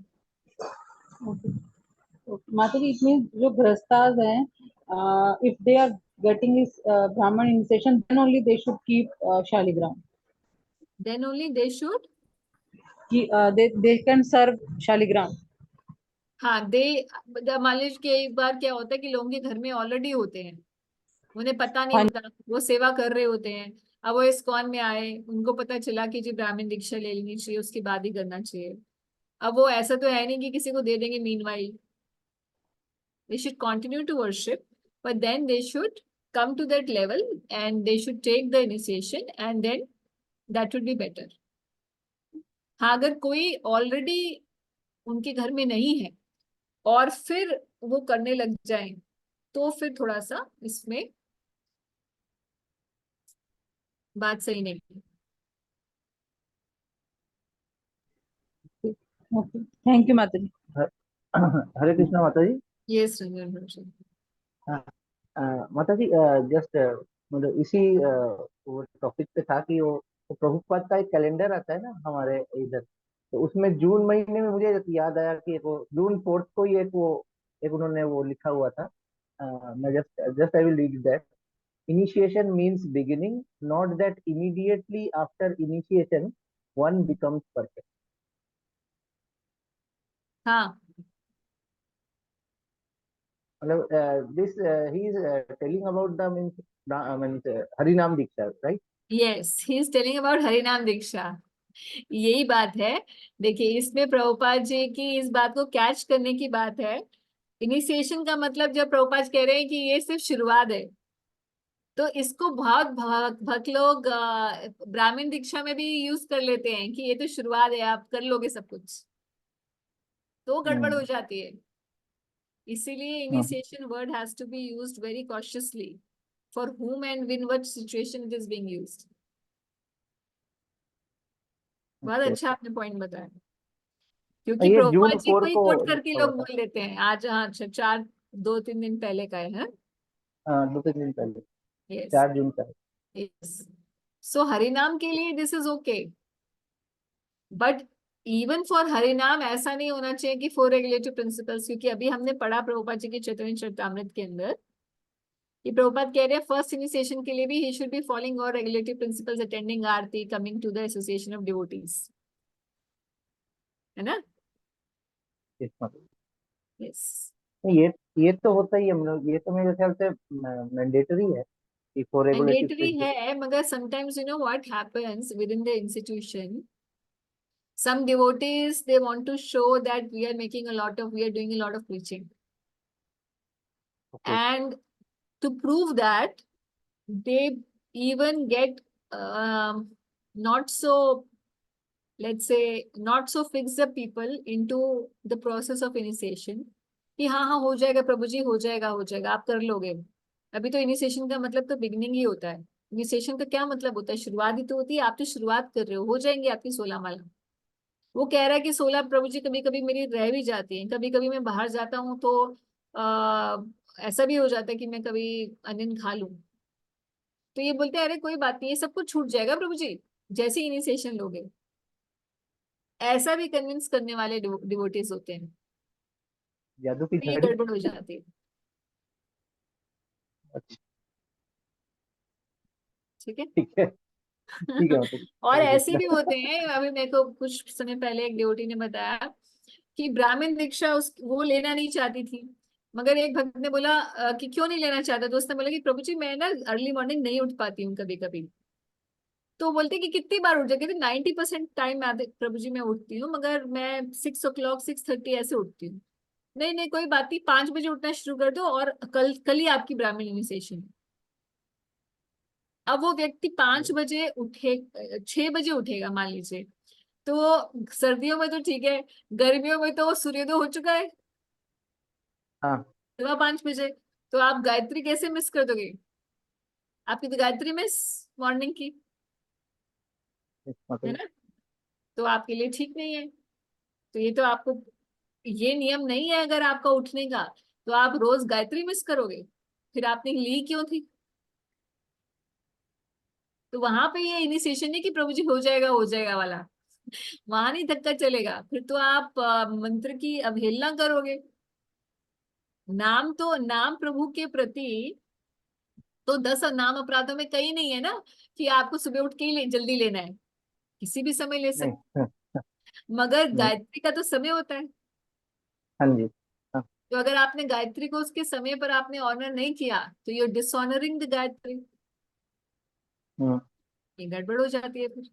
फिर लोग सोचते हैं कि अरे सालों साल हो गए हमें तो मंत्र भी जपते और हमें ये भी करते और हमें तो कोई चेंज ही नहीं है, क्योंकि नाम के प्रति अपराध किए चले जा रहे हो, गायत्री आप समय से कर नहीं रहे हो, बस सब चल रहा है। ये बात है। ठीक है। नागरी माता जी, नागरी शिरोमणि, यस माता जी। One should मतलब not, oh, sorry. Oh, I think two people. Ranjan Prabhu, I think your question, you still have a question? No माता जी, ठीक। Acha, Hare okay. Krishna. Yes, Shiromani Mataji, you can please speak. Hare Krishna Mataji, pranams. Ram. I had a small query. Could you please elaborate the role of deity worship again? थोड़ा सा आप एक बता दीजिए एक sentence. So deity worship is very essential to establish a personal relationship with Krishna. So although deity worship is not 100% essential to go back to Godhead, according to Srimad Bhagavatam, जरूरी नहीं है कि कोई डीटी वर्शिप करेगा तो ही वो भगवान के धाम जा सकता है, ऐसा there is no compulsion. I'll show you one of the quotes from Prabhupada. It's not a quote, it is in the same shloka जो हम देख रहे थे CC Madhya Leela. See here, it is Srimad Bhagavatam's opinion that the process of deity worship is not actually necessary. इसका opinion है भागवत का. Just as the specific prescription of Pancharatra and other scriptures do not have to be followed, the Bhagavatam enjoins that even without practicing deity worship, one can achieve complete success of human life by any other devotional process also. ठीक, तो भागवत कह रही है कि ऐसा नहीं है कि 100% आपको करना ही पड़ेगा, किसी और तरीके से भी कर सकते हो आप, यानी कि नाम जप से, कीर्तन से, प्रार्थना से, किसी और तरीके से भी भगवान की जो नवदा विधि है उनमें से किसी एक से भी, माफ कीजिए, जा सकते हो भगवान के धाम. Then he says, nonetheless, Vaishnavas follow the path of Sri Narayana and his successors endeavor to establish a personal relationship with the Lord by receiving the grace of bona fide spiritual master. And so basically he's saying that through initiation, they start to begin the process of deity worship. ठीक है, तो आप इसको पढ़िएगा और भी detail इसमें आप देखेंगे, मिल जाएंगे आपको. So although deity worship is not essential, the material conditioning of most candidates require that they engage in this activity. कि although deity worship essential नहीं है, मगर it is, let me tell you, it is 100% essential for us. Essential in principle, it is not essential, but in practical, it is 100% essential. अब आप बोलें कि भाई हमारे पास तो टाइम ही नहीं डीटी वर्शिप का, तो इन दैट केस आप फिर चित्रों में करिए, घर में ऑल्टर होता है ना, चित्र तो चाहिए ही। तो ऐसे व्यक्ति के लिए डीटी वर्शिप एसेंशियल नहीं है जिसके हृदय में भगवान ऑलरेडी बस गए हैं। मगर अभी तो हमें भगवान की को देखने की जरूरत है, हमारी आंखों के सामने भगवान का चित्र हो या भगवान के विग्रह हो, हम उनको भोग लगाएं, हमें उनके स्वरूप का दर्शन हो, हमें ये मन में आए कि हाँ खाने से पहले इनको देना होता है, हम उनके बारे में सोचना शुरू करें कि अजय हमें इनके लिए बांसुरी लेके आनी है, अब इनके वस्त्र लेके आने हैं, तो इससे हमारा उनके प्रति एक संबंध स्थापित हो सके। So for this personal relationship to be developed with the Lord, it is essential to do with deity worship. And practically everybody sees devotees that those who are having deities at home, उनका सबका आप 100% है, उनको 100% कभी ना कभी कोई ना कोई भगवान के साथ आदान प्रदान हुआ ही होगा, होता ही है। आदान प्रदान इन टर्म्स ऑफ कि आप उनको, आप जो भी डीटी वर्शिप करते हैं वो बता सकते हैं कि हाँ लगता है हमारे ठाकुर जी को ये पसंद है खाने में। कैसे पता है उसको? वो उनके आपस के बीच की बात होती है। रेसिप्रोकेट करते हैं माता जी। हाँ, रेसिप्रोकेशन होता है। तो चाहे थोड़ा हो, थोड़ा ज्यादा हो, किसी का ज्यादा होता है, किसी का थोड़ा होता है, किसी का बिल्कुल ऐसा हो जाता है जैसे हम आप कर रहे हैं। सो भगवान से ऐसा प्रीति का संबंध स्थापित करने के लिए deity worship is essential. Okay, yes Mataji, actually I wanted to know the significance। basically जैसे हम जब पढ़ते हैं डीटी वर्शिप या थोड़ा पढ़ाते भी हैं तो उसमें हम एक प्रभुपाद का एक पीपीटी शेयर करते हैं हमेशा, that one can attain perfection in deity worship, that is called Archana Siddhi. Archana Siddhi means simply by deity worship one goes back to Godhead immediately after this life. yes, बिल्कुल। So although it is not kind of, in principle it is not essential, क्योंकि भागवत जो है, श्रीमद् भागवतम जो है वो भागवत धर्म है। भागवत धर्म में अर्चन नहीं आता, ये पंचरात्र की मार्ग है। yes क्योंकि हम पंचरात्र की मार्ग फॉलो करते हैं, हमारी दीक्षा ही पंचरात्र की दीक्षा है, yes है ना? जब जी, हमारी जी। दीक्षा ही पंचरात्र की है तो हमारे लिए तो और एसेंशियल है। ठीक है, okay, shall we move ahead, इसको कंप्लीट करते हैं। पढ़ू मैं? माता जी मैं पढ़ती हूँ क्योंकि बीच बीच में बार बार पॉज करूंगी। अच्छा ठीक। आगे प्रभुपाद क्या कह रहे हैं? One should not accept a spiritual master without following his instructions. मतलब पहले से ही आप में से कई ऐसे हैं, इसलिए मैं ये सब ये पढ़ रही हूँ, आप में से बहुत सारे तो ऐसे ऑलरेडी दीक्षित हैं, और जो दीक्षित नहीं है, और क्योंकि काफी लोग सुनते हैं जो वो भी दीक्षित नहीं होते हैं यूट्यूब पे, इसीलिए it's essential that I describe these things, कि आप दीक्षा उसी से लीजिए। पहली बात तो प्रभुपाद आगे बताएंगे कि दीक्षा उसी से लेनी चाहिए जो उत्तम अधिकारी हो। इसीलिए भी बहुत जरूरी हो जाता है कि हमें पता हो कि कौन उत्तम है, कौन मध्यम है, कौन कनिष्ठ है। जब तक पता ही नहीं होगा कौन उत्तम है तो हम ढूंढ ही नहीं पाएंगे एक सदगुरु को अपने लिए। दूसरी बात ये है कि अब बहुत सारे सदगुरु हैं, मतलब अब सदगुरु मतलब इज नॉट दैट सदगुरु, बहुत सारे let's say bonafide spiritual masters हैं हमारी संस्था में या और भी। तो अब हमें कैसे पता चलेगी हम किससे लें? तो इसमें एक बात है, कई भक्त बोलते हैं कि जी हम तो इस मंदिर से जुड़े हुए हैं, यहाँ पे जो महाराज जी हैं उन्हीं से ले लेंगे। ये भी गलत तरीका है। क्यों गलत है? क्योंकि आप लोग बोलते हैं कि नहीं क्योंकि यहाँ पर ही वो ज्यादातर मिलते हैं, उनसे ज्यादा मिलना होता रहेगा तो हमारा एक पर्सनल संपर्क उनसे बन जाएगा। ये बात बिल्कुल सही है कि पर्सनल संपर्क के लिए presence of Guru is essential, but at the same time ज्यादा इंपॉर्टेंट ये बात है कि हम जिसको फॉलो कर सके। अब देखिए बात तो सभी सारे गुरु एक ही चीज बताएंगे, एटलीस्ट हमारी संस्था के अंदर तो हर कोई प्रभुपाद जी का शिष्य या उनके शिष्यों के शिष्य हैं, तो एक ही बात बताएंगे जो प्रभुपाद जी बताते हैं। तो सेंसर लगा हुआ है हमारे यहाँ पे, तो सेंसर बोर्ड है ना हमारे इस्कॉन के अंदर, तो कोई और फालतू की बात बता नहीं सकता, कोई और फिलोसफिकल डिविएशन हो ही नहीं सकती है। जो परंपरा का मत है वही बताना पड़ेगा हर गुरु को। तो जब सबने एक ही चीज बतानी तो फिर मैं किसी से भी ले सकता हूँ। बात बिल्कुल सही है कि हम किसी से भी ले सकते हैं क्योंकि सब एक ही चीज बताने वाले हैं, मगर हमें ये देखना है कि किसकी बात हम फॉलो कर सकते हैं। हो सकता है कि 3 भक्त हैं मंदिर में जो तीनों बहुत अच्छे प्रचारक हैं, मगर आप किसी एक के प्रति आकर्षित होते हो, उसकी बात आपके दिल को छू जाती है और आपको लगता है मैं इसको फॉलो करूं। तो जिसकी बात, जिसके आदेश को आप फॉलो कर सको, ये बहुत इंपॉर्टेंट है। कैसे पता चलेगा? इसके लिए उससे श्रवण करना बहुत जरूरी है। सेवा भी करो, श्रवण भी करो। कुछ ही समय में पता चल जाएगा कि उसकी बात आप फॉलो कर पा रहे हो कि नहीं कर पा रहे हो, उसके आदेश, क्योंकि दीक्षा लेने के बाद तो आदेश फॉलो करने ही पड़ेंगे, इसलिए पहले से ही ये करके देखो। Nor should one accept a spiritual master just to make a fashionable show of spiritual life. ये भी बहुत डिवोटीज करते हैं। अरे आपकी दीक्षा नहीं हुई, कितने साल हो गए आपको? 4 साल हो गए आप हरे कृष्ण महामंत्र जप करते हुए। किससे इंस्पायर कर रहे हो? भैया किसी से भी नहीं इंस्पायर कर रहा। अरे you are wasting your time Prabhu. अगर कल ही आपकी मृत्यु हो गई तो आप तो भगवान के धाम नहीं जा पाओगे, क्योंकि आपकी इनिशिएशन नहीं हुई। So don't get into this kind of विचारधारास. Of course, we have to take initiation, and it is very important step. It is to be taken, but जल्दीबाजी करके हम अगर कभी ऐसे व्यक्ति से इनिशिएशन ले ले जो हो तो बहुत ही अच्छा क्वालिफाइड, मगर हम उसकी बात फॉलो नहीं कर पा रहे, तो हम सद शिष्य नहीं बन पाएंगे, यहाँ गड़बड़ हो जाएगी।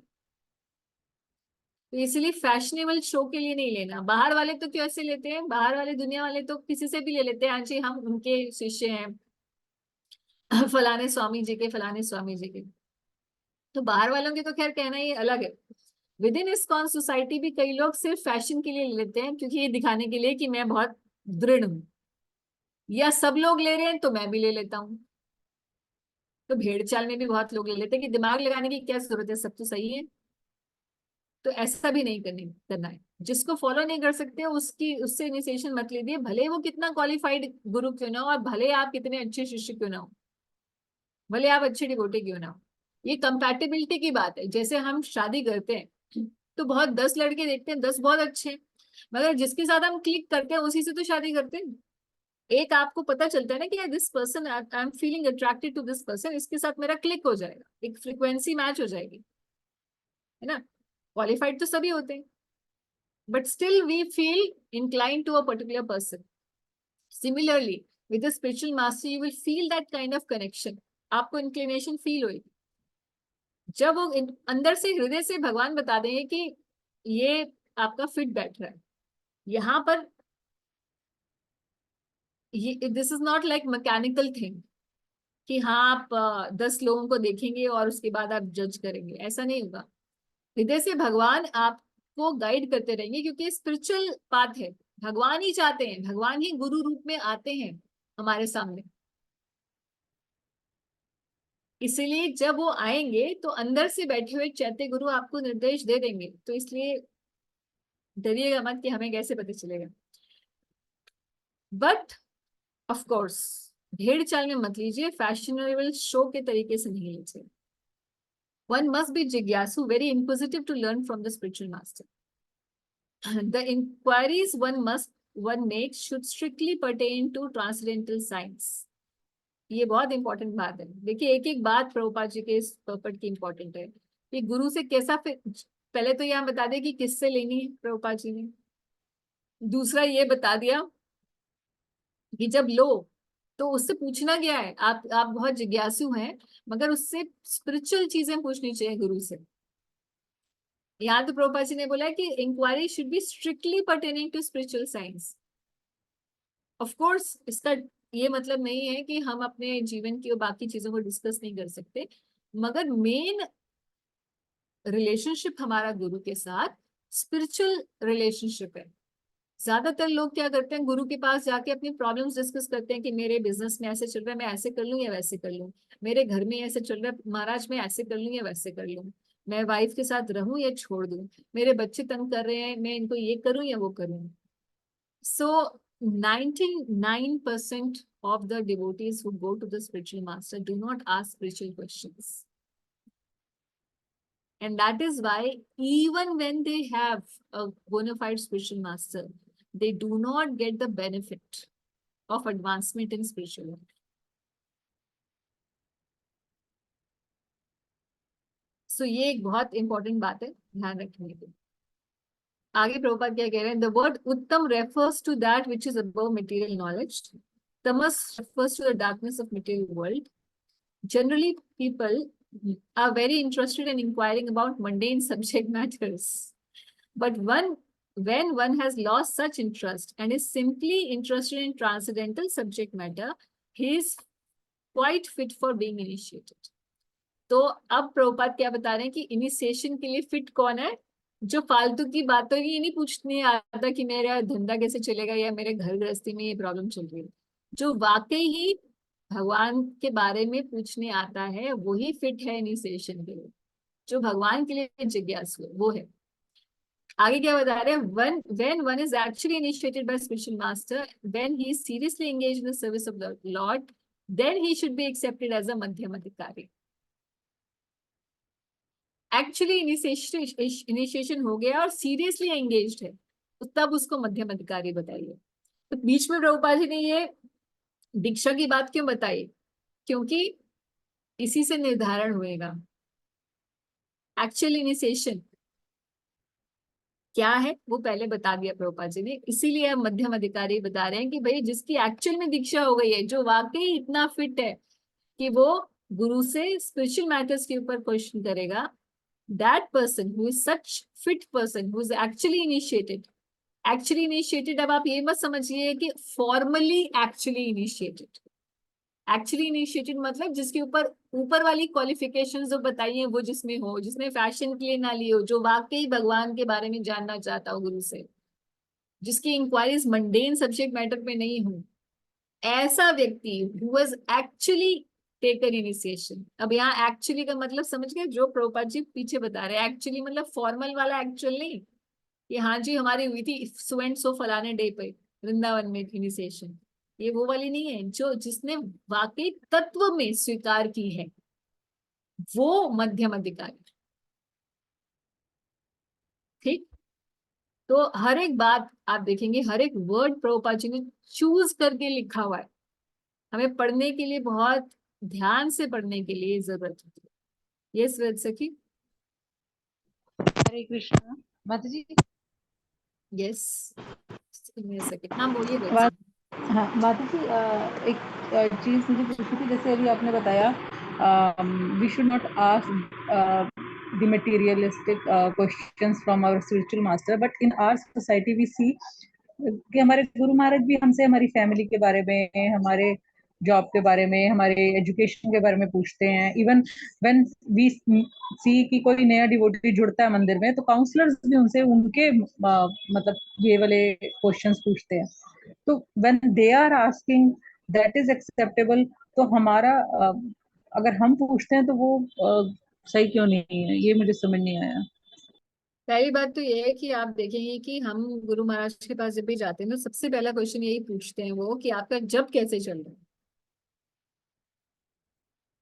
Yes, then he asks us other questions. उसका आंसर हम लोग दे देते हैं महाराज चल रहा है। वहां पर ही महाराज ने हमारे लिए एक ऑप्शन दिया है। मतलब every time I have gone to guru Maharaj, सबसे पहला क्वेश्चन महाराज ने यही पूछा, how is your chanting going on. And I am sure आप सबके साथ भी ऐसे ही है ना, राइट? यस माता। हाँ, तो उन्होंने पहला क्वेश्चन स्पिरिचुअल पूछा जिसको हम वहीं पर ही बंद कर देते हैं। महाराज चल रही है, या महाराज अच्छी चल रही है, या महाराज प्लीज ब्लेस मी कि मेरी अच्छी हो जाए। ये 3-4 स्टैंडर्ड आंसर्स होते हैं डिवोटीज के। उसके बाद फिर वो अपना जो क्वेश्चन पूछने आए होते हैं वो शुरू कर देते हैं। अब गुरु ने आपको ऑप्शन दिया है कि आप उनसे स्पिरिचुअल क्वेश्चंस पूछो, इसकी तह में जाओ कि क्यों नहीं हो रहा, मगर हम वो क्वेश्चन का लाभ नहीं उठाते, कभी बहुत कम लोग उठाते हैं। Yes, Mataji. I remember once that Yes, so this is, and I'm telling you, Guru Maharaj asked me, how's your japa? how's your chanting, how's your sadhana? Then I पहला said, क्वेश्चन ये होता है ना व्रत सखी। तो हम ये नहीं कह सकते कि हमें ये ऑप्शंस नहीं मिलते हैं। बात ये है कि जब हम उस चीज की तरफ जाना नहीं चाहते हैं तो फिर गुरु भी बोलते हैं कि ठीक है, अभी इसकी तैयारी नहीं है, ये अभी वैसा जिज्ञासु नहीं बना है, कोई बात नहीं, let him help settle his other aspects of life, maybe then he will become serious. That's why I said कि अगर हमने अपने आप को फिट नहीं बनाया, तो even though we have a bona fide spiritual master, we will not be able to progress because we don't know what to inquire, we don't know how to get from him. वो धन जो उसके पास है वो हम कैसे लें, ग्रहण करें, ये हमने सीखा ही नहीं। इसीलिए इवन आप देखेंगे कि एक ही गुरु के अलग अलग शिष्य हैं, तो गुरु तो एक ही है सबका, मगर एक बहुत प्रगति कर रहा है, एक नहीं कर रहा। उसका कारण क्या है? गुरु में की कमी तो नहीं है, शिष्य की कमी है। एक शिष्य ने उससे वो धन ले लिया और दूसरा नहीं ले पाया। और गुरु भी क्यों फिर नहीं दे देते सबको? क्योंकि गुरु भी पात्रता देख के देखते हैं, देते हैं धन, है ना, ये बात है।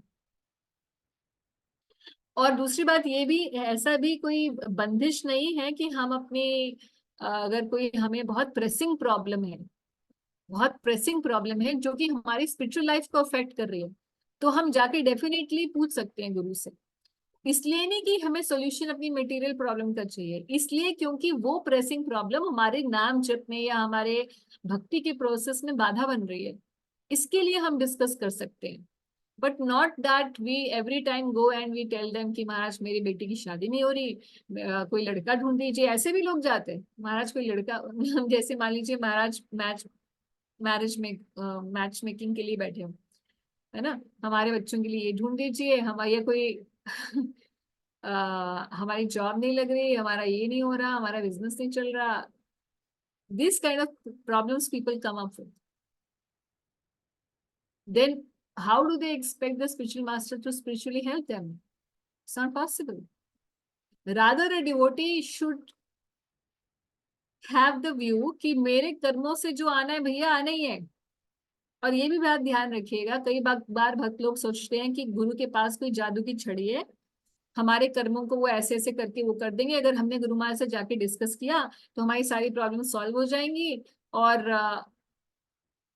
गुरु महाराज की कृपा से, आशीर्वाद से सारी प्रॉब्लम सॉल्व हो जाएगी। देखिए आपके जीवन में जो भी आने हैं कष्ट, वो आएंगे ही आएंगे, सुख दुख आएगा ही आएगा कर्मों से।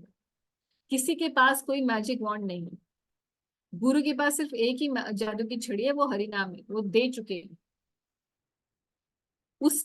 उसमें आगे बढ़ने के लिए वो आपको और हेल्प कर सकते हैं, मगर आपकी कर्मा को आपको भुगतना पड़ता है, क्योंकि प्रारब्ध है, उन प्रारब्धों को भुगतना पड़ता है हर किसी को।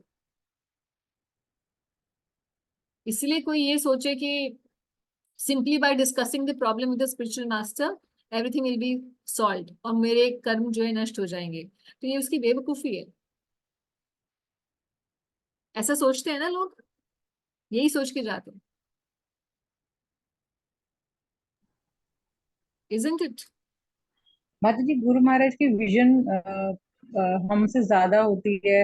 अगर हम कुछ अपने लिए सोच रहे हैं तो वो हमसे ज्यादा हमारे लिए गाइड कर सकते हैं। मैं कई भक्तों का ऐसे सुन रही थी कि महाराज उनको खुद गाइड करते थे कि तुम ये एजुकेशन में ये लाइन लो, यहाँ जॉब ना करके वहां करो, है ना, अभी जॉब मत छोड़ो, बाद में छोड़ना, इस तरह महाराज गाइड करते थे। तो ये महाराज का विजन था जो भक्तों Yeah, को but सपोर्ट करता था। that's what I'm saying. महाराज ये भी गाइड करते थे, ये भी, this is secondary, don't take it as a principal guidance. Principal guidance is there sitting हाँ for these हाँ, things, not for these yes, things. हाँ This is जी, just a 1%. 99% of the time we should have the spiritual inquiry. And I'm telling you, जिन लोगों की spiritual inquiry होती है, उनको ना केवल स्पिरिचुअल वेल्थ मिलती है स्पिरिचुअल मास्टर से, साथ ही साथ उनकी मटेरियल लाइफ के लिए मार्गदर्शन भी मिलता है, दोनों चीजें मिलती है। मगर जो सिर्फ मटेरियल प्रॉब्लम्स डिस्कस करने के लिए जाते हैं, वो तो बेचारे ही रह जाते हैं, सिर्फ कुछ नहीं मिलता उनको। जब गुरु देखते हैं कि भाई इसकी ये सिंसियर है अपनी स्पिरिचुअल लाइफ में आगे बढ़ने के लिए, तो फिर उसकी बाकी चीजों को भी सेटल करने के लिए महाराज हेल्प करते हैं कि हाँ ठीक है, या गाइड कर देते हैं कि आप ये करोगे तो आपके लिए बेटर रहेगा, definitely, because he has a bigger vision. और वो आपकी स्पिरिचुअल लाइफ के लिए क्या सही है वो आपको एक डिफरेंट एंगल से देखकर आपकी मटेरियल लाइफ को वैसे ही सेट करते हैं, which will remain conducive for your spiritual advancement. So that is helpful, but that is helpful for those devotees who want to develop spiritually, you know. Yes, Mataji, this is perfect. Thank you, Mataji. Okay. Let's move ahead. अब प्रभुपाद जी बता रहे हैं the chanting of the holy name is. अब यहाँ पे प्रभुपाद जी एक बात बता रहे हैं कि मध्यम अधिकारी से उत्तम अधिकारी कैसे बनता है व्यक्ति। इस पैराग्राफ में क्या बोल रहे हैं, टाइम ज्यादा हो गया है हमारा, can we take more time? आप लोग की अवेलेबिलिटी के हिसाब से है, क्योंकि I think just about to finish this and I wanted to finish this today. ज्यादा तो नहीं है, बताइए आगे करें, अगली बार करें या अभी कंप्लीट करें? टाइम तो हो गया 8:30, 8:40 होने वाला। कितना टाइम लगेगा माता जी? और कितना टाइम लगेगा? वो 10 around 10 to 15 minutes max। चलेगा माता जी? चलेगा? हाँ माता जी कर जी लीजिए। माताजी, आज कर लेते हैं। ठीक। सो आगे प्रभुपाद जी इस अगले पर्पट में आगे बता रहे हैं नामाभास स्टेज पर आना पड़ेगा, नामाभास से शुद्ध नाम पर आना पड़ेगा, तब उत्तम अधिकारी की स्टेज आएगी। मध्यम, यहाँ तक तो बता दिया कि उसको एक्सेप्ट करिए मध्यम अधिकारी। आगे बता रहे हैं आगे की स्थिति कैसे आएगी। The chanting of the holy name of Krishna is so sublime that if one chants the Hare Krishna mahamantra offenselessly, carefully avoiding the 10 offenses, he can certainly be gradually elevated to the point of understanding that there is no difference between the holy name of Krishna, of the Lord and the Lord himself.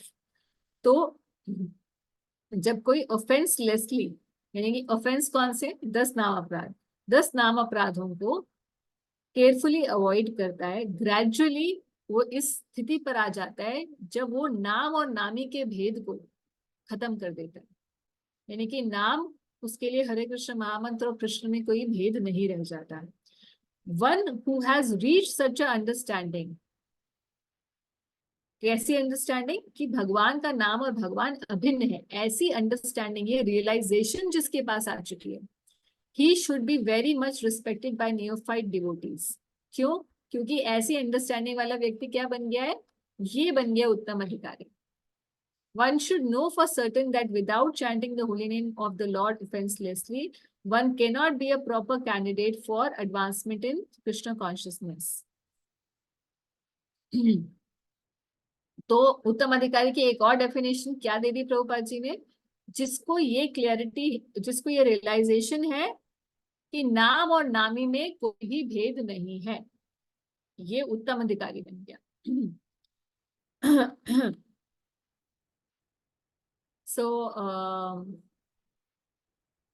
आगे जो प्रभुपाद जी बता रहे हैं वो वही है faith के basis पर, जो चैतन्य चरितामृत में लिखा गया कि फेथ के बेसिस पे उत्तम, मध्यम और कनिष्ठ।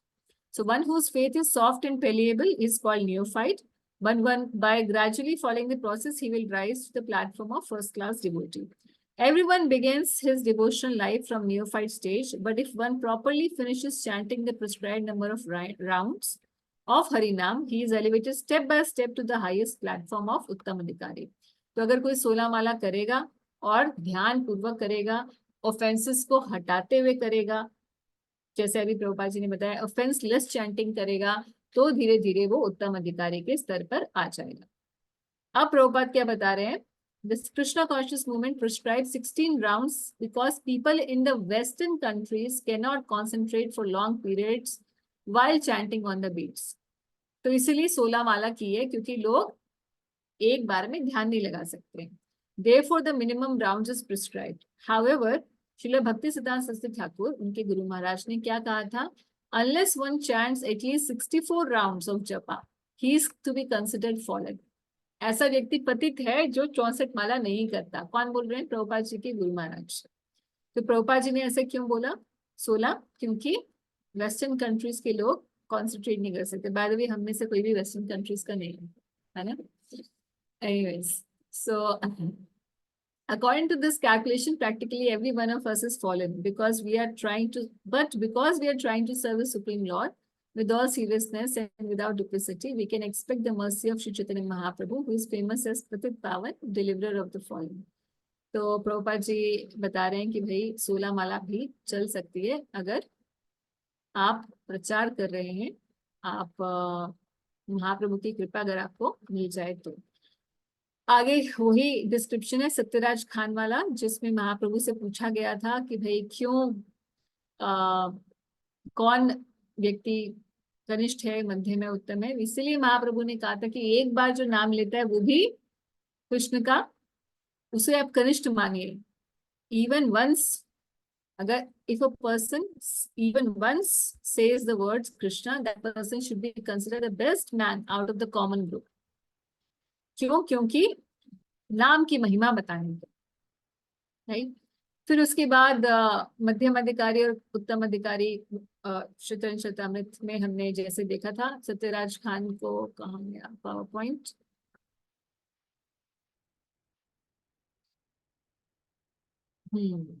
जो महाप्रभु ने बताए थे कनिष्ठ, मध्यम और उत्तम, ये डेफिनेशन जो हमने स्क्रीन पे की थी वही यहाँ पर पर्पट के अंदर है। और प्रभुपाद जी बता रहे हैं फिर एग्जांपल देते हुए कि there is a famous English musician who has become attached to the chanting of the holy name. कौन है? जॉर्ज हैरिसन, प्रभुपाद जी के जो शिष्य समुदाय में थे। और प्रभुपाद बता रहे हैं कि किस प्रकार से in all regards he has a very high estimation for Krishna's name and Krishna's activities, therefore we offer respect to him without reservation. Prabhupada खुद भी बोल रहे हैं कि हम भी उन्हें रिस्पेक्ट देते हैं। क्यों? क्योंकि this new person has also started chanting the holy name. तो एक एग्जांपल देके प्रभुपाद जी बता रहे हैं कि कैसे कनिष्ठ को भी रिस्पेक्ट करनी चाहिए। So finally this is the same purport which we have already discussed.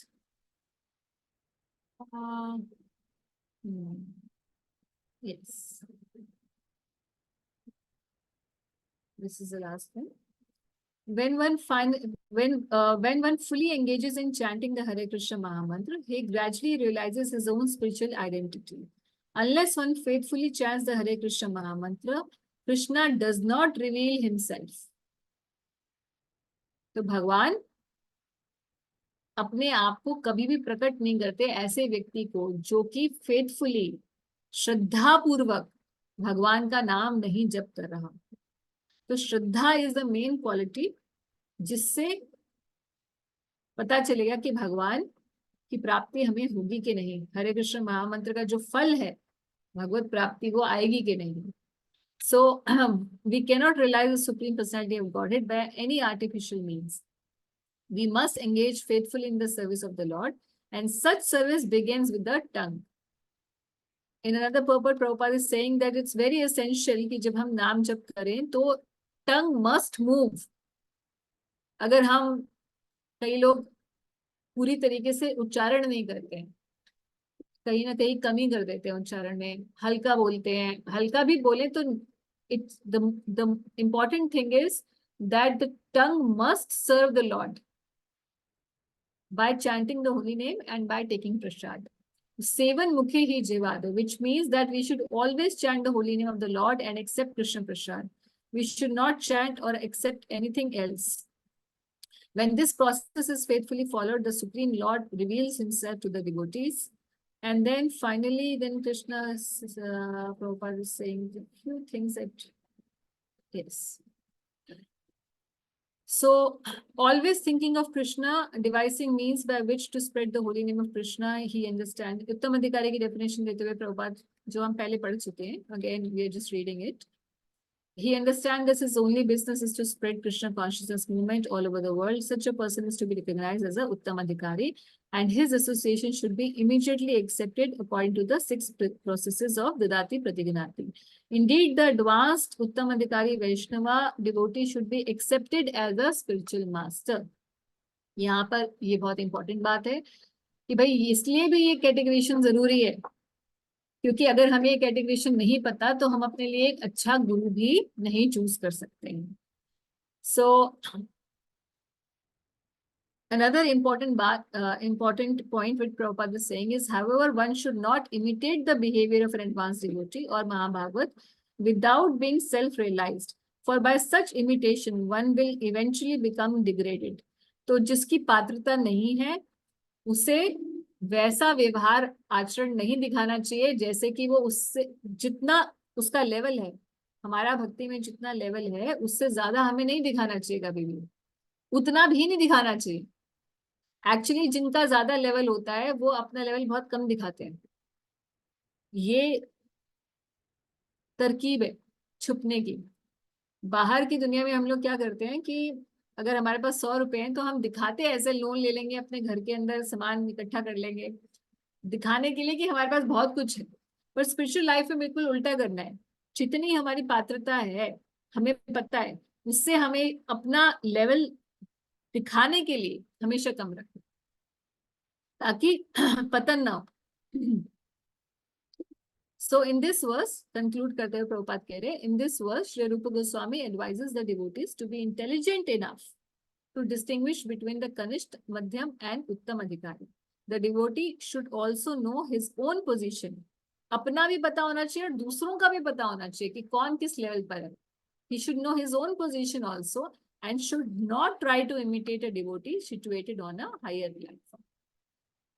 So ये कुछ hints हैं जो कि प्रभुपाद कह रहे हैं कि hints दिए गए हैं.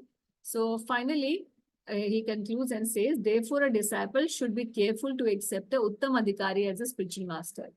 So ultimate application of this verse is for the choice of association. Not just association but also the choice of the spiritual master. So ultimately ये जो 5वां वर्स है नेट ऑफ इंस्ट्रक्शन का, हमारी एसोसिएशन कैसी हो, किसकी एसोसिएशन ले, उस व्यक्ति को कैसे चुनाव करें, हर एक भक्त के साथ हम कैसे डील करें, गुरु किस प्रकार से धारण किया जाए, हमारा व्यवहार बाकी भक्तों के साथ कैसा हो, किस भक्त के साथ कितना ददाती प्रतिगणाती करनी है, किसके साथ गुह्यम अख्याति करनी है, किससे सुनना है, किसकी बात माननी है, किसकी एसोसिएशन को ग्रहण करके अपने जीवन के अंदर उतारना है और किसको अवॉइड करना है, सिर्फ मेंटली ऑनर करना है. ये सब बातें इस पर्पट में डिस्क्राइब्ड हैं. तो अगेन माय रिक्वेस्ट इज कि इस पर्पट को दोबारा आप 3-4 बार पढ़िएगा ताकि आपको क्लैरिटी हो जाए. से वेरी इंपॉर्टेंट प्रिंसिपल्स अगर हम मिस करते हैं तो हमें इसका बड़ा क्या कहते हैं उसको, बहुत कॉस्ट पे करनी पड़ती है. कई सालों तक अच्छी एसोसिएशन नहीं मिलती और फिर हम ये सोचने पर मजबूर हो जाते हैं कि हम क्यों प्रोग्रेस नहीं कर रहे. अगर शुरू से ही हम इन प्रिंसिपल्स को ध्यान रखेंगे तो हमारी प्रोग्रेस अच्छी चलेगी स्पिरिचुअल लाइफ में. ठीक, तो हम लोग यहीं पर समाप्त करते हैं. Most of the points we have already discussed in the slides, इसलिए मैंने लास्ट का जो पोर्शन है उसको जल्दी कवर कर दिया है. So I hope this PPT is clear and this text is clear to you. And next class we will do text number 6. Okay. So if you have any questions, class is officially time भी बहुत हो चुका है. Class is officially over. But if somebody has any question, then we can keep taking the questions. माता जी, but कोई भी lectures में मैंने सुना है दैट दे से कि आपको ऑलवेज अपने आप को कनिष्ठ ही समझना है. You should not think yourself as मध्यम. Is it? I don't know. You just read what Prabhupada said. है ना? एक्चुअल वो जो बोला जाता है ना कभी कभी, वो इसलिए बोला जाता है ताकि हम हम्बल रहें. हमें ये सोचना चाहिए कि एक उत्तम अधिकारी तो ये सोचता है कि मैं भक्ति नहीं हूं, और वो जेन्युइनली सोच रहा होता है ऐसा. वो सिर्फ अपने मन पे ऐसा वो नहीं बना के बैठा होता कि मुझे इसलिए सोचना है कि कहीं मैं गिर ना जाऊं. वो जेन्युइनली सोच रहा होता है ऐसा. हमें बिल्कुल क्लैरिटी होनी चाहिए कि हम कौन सी सीढ़ी पे चल रहे हैं. श्रद्धा से प्रेम की। मैं कनिष्ठ हूँ, कनिष्ठ में कनिष्ठ हूँ, कनिष्ठ मध्यम हूँ, या कनिष्ठ उत्तम हूँ, या मैं मध्यम कनिष्ठ हूँ, क्या हूँ मैं, ये कंप्लीट क्लैरिटी होनी चाहिए। That's why this distinctions have been given to us, and Prabhupada खुद ही कह रहे हैं कि भक्त को पता होना चाहिए कि वो किस लेवल पर है। जब हमें अपना ही लेवल नहीं पता होगा, मान लीजिए कि मेरा लेवल है, मान लीजिए किसी व्यक्ति का लेवल है कनिष्ठ अधिकारी है, तो जब तक उसे ये रियलाइजेशन नहीं होगी कि वो कनिष्ठ है, उसे आगे की एसोसिएशन की जरूरत है, तब तक वो आगे की एसोसिएशन सीख कैसे करेगा। और जब तक कि किसी को ये नहीं पता होगा कि मैं ऑलरेडी मध्यम अधिकारी हूँ, मैं एक पर्टिकुलर लेवल पर हूँ। अब मान लीजिए कि कोई उस लेवल पर है और वो कनिष्ठों की एसोसिएशन लेने लग जाए, तो नीचे गिर जाएगा। कोई उत्तम अधिकारी है मगर पूरी तरीके से महाभागवत नहीं बनाए, और अगर वो अपने से लोअर एसोसिएशन में हमेशा रहेगा, तो प्रकृति के नीचे गुण जो है नीचे खींचने लग जाएंगे उसको। इसीलिए ध्यान रखना चाहिए, ह्यूमिलिटी अपनी जगह है, ह्यूमिलिटी अपनी जगह है। हमें ये नहीं सोचना चाहिए कि वो मैं बहुत बड़ा बन गया हूँ, वो उसके लिए बोला जाता है। बट माता जी, आप एसोसिएशन लेना देना मतलब, अभी मैं किसी, सपोजिंग मैं कनिष्ठ और मैं मध्यम का एसोसिएशन ले रही हूँ, तो मध्यम को मुझे एसोसिएशन नहीं देना है। I mean, no no no no, see मध्यम का तो ये काम ही है कि उसे एसोसिएशन देना है। चार लोग, चार तरीके से उसको कैटेगरीज में बांटना है लोगों को। एक भगवान जिससे वो प्रेम करे, डिवोटीज जिसके साथ वो फ्रेंडशिप करे, अपने से लोअर डिवोटीज, इनोसेंट पीपल जिनको वो भगवान के बारे में प्रचार करे, उसमें कनिष्ठ अधिकारी भी आ जाते हैं, और एथियस्ट जिसको उसको अवॉइड करना है, तो उसको तो प्रचार करना ही है। वो कनिष्ठों को भी प्रचार करेगा, नॉर्मल बाहर की जनता को भी प्रचार करता है वो, जो कि अभी भक्त बने ही नहीं है, और अपने से नीचे वाले भक्तों को भी प्रचार करता है वो, ताकि उनको ऊपर उठा सके। ये उसका काम है, मगर ये उसका सेवा है। अपनी एसोसिएशन के लिए वो आप लोगों के साथ नहीं आएगा, अपनी एसोसिएशन के लिए वो अपने से ऊपर वालों के पास जाएगा। इसीलिए डिवोटीज को ध्यान रखना चाहिए कि अगर वो टीचिंग भी करते हैं, तो ध्यान रखना चाहिए कि हमेशा अपने अपने ग्रुप के साथ ना घूमते रहें, जहाँ पे सब लोग उनकी वाहवाही और माता जी प्रभु जी करके उनके आगे पीछे घूमते रहे। क्योंकि आपसे जो लोअर हैं वो तो आपके पीछे रहेंगे, तो फिर आपको अपनी गलतियां पता है कैसे चलेंगी कि हम आप क्या गलती कर रहे हो और आपको कैसे ऊपर जाना है। जब तक कि आपके ऊपर कोई शासन करने वाला ना हो, आपसे ऊपर वाला कोई ना हो जो आपको बता सके, आपसे नीचे वाले तो आपको कभी नहीं बताएंगे कि आपके अंदर ये प्रॉब्लम है। राइट, समझा। ये बात है। Thank you. Any other question? Close करें फिर। थैंक यू वेरी मच, आज थोड़ा लेट हो गया, and next week is, I am not sure, next week भी हो सकता है कि हम लोग फ्राइडे को ही करें क्लास, इट्स पॉसिबल कि थर्सडे हो जाए, जैसे भी होगा I will let you know. एक दो हफ्ते थोड़ा सा मेरा ऐसा बिजी चलेगा, उसके बाद then we will come back to the normal every Thursday only. ठीक, thank you very much. Srila Prabhupada की जय, श्रील रूप गोस्वामी की जय। हरे कृष्ण।